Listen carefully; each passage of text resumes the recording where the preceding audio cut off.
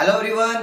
तो आज मैं इस वीडियो में कवर करने वाला हूँ Hindu marriage act 1955 section number 9 के बारे में कि अगर किसी पर्सन की वाइफ घर छोड़कर चली जाती है तो इस कंडीशन में वाइफ को कैसे वापस बुला सकते हैं, कोर्ट में किस आधार पर केस फाइल कर सकते हैं, ये सब जानेंगे हम आज की इस वीडियो में। आप मेरे साथ बने रहिए वीडियो के अंत तक। मैं मिलता हूँ आपसे वीडियो के एंड में।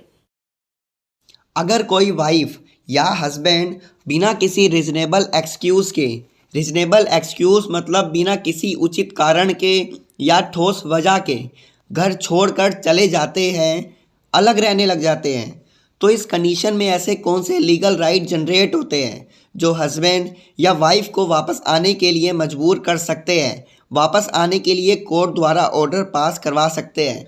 तो ये सब हम जानेंगे आज की इस वीडियो में। तो चलो इसी के साथ स्टार्ट करते हैं।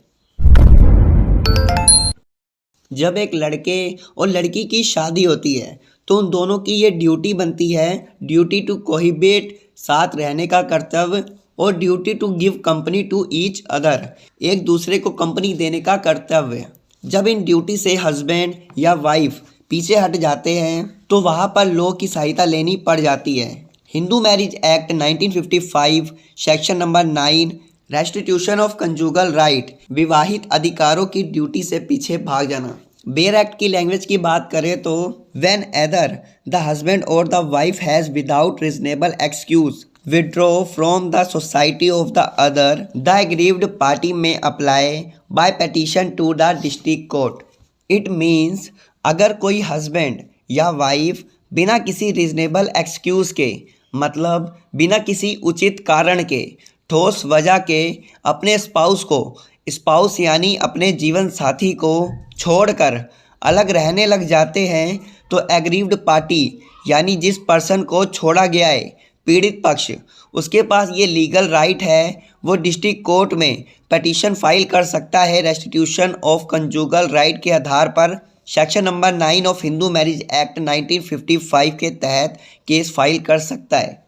सपोज डैट एक वाइफ अपने हस्बैंड को बिना किसी ठोस वजह के छोड़कर अपने मायके चली गई है और पति के बार बार बुलाने पर भी नहीं आती है, तो हस्बैंड डिस्ट्रिक्ट कोर्ट में पटिशन यानी केस फाइल करवा सकता है कि मेरी पत्नी बिना किसी वजह मेरा घर छोड़कर अपने मायके जाकर रह रही है। तो इस कंडीशन में कोर्ट वाइफ को कोर्ट में बुलाएगी और अलग रहने का रीज़न पूछेगी। कोई रीजनेबल रीज़न ना देने पर कोर्ट ऑर्डर देगी, डिग्री पास कर देगी हस्बैंड के फेवर में, बट कोर्ट आने के लिए मजबूर नहीं कर सकती। For restitution of conjugal right and the court on being satisfied of the truth of the statement made in such petition and that there is no legal ground why the application should not be granted may decree restitution of conjugal right accordingly. It means अब उस person को जिसके खिलाफ restitution of conjugal right का case file हुआ है उस पर बर्डन ऑफ प्रूव होगा।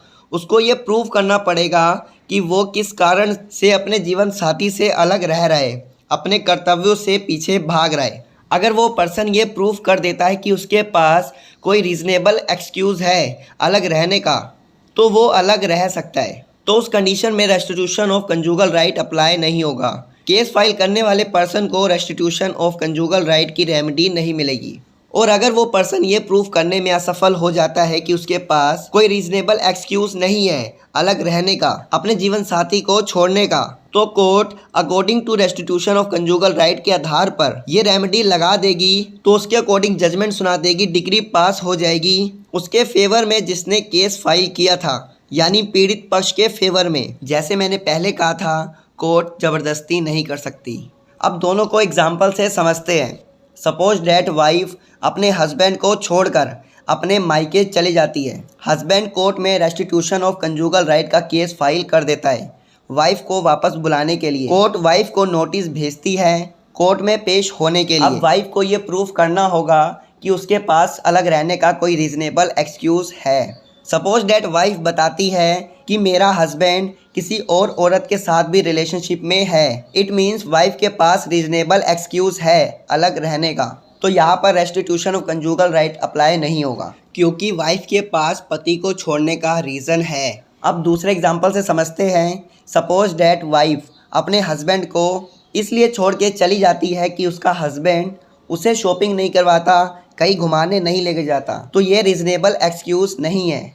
भले ही केस और डिक्री हस्बैंड के फेवर में है, फिर भी कोर्ट वाइफ के साथ ज़बरदस्ती नहीं कर सकती, क्योंकि इससे फंडामेंटल राइट का वायलेशन होता है। इंडियन कॉन्स्टिट्यूशन के article number 14 equality before law, कानून के सामने सब एक बराबर है। कानून का ये दायित्व है कि वह सभी के अधिकारों की रक्षा करे। और article number 21 protection of life and personal liberty, जीवन और व्यक्तिगत स्वतंत्रता की सुरक्षा करना। तो ये थी आज की हमारी वीडियो। ऐसी और लीगल अपडेट के लिए, लीगल जानकारी के लिए लीगल ज्ञान विद रोहित को सब्सक्राइब करें, फॉलो करें। हम मिलते हैं नेक्स्ट वीडियो में।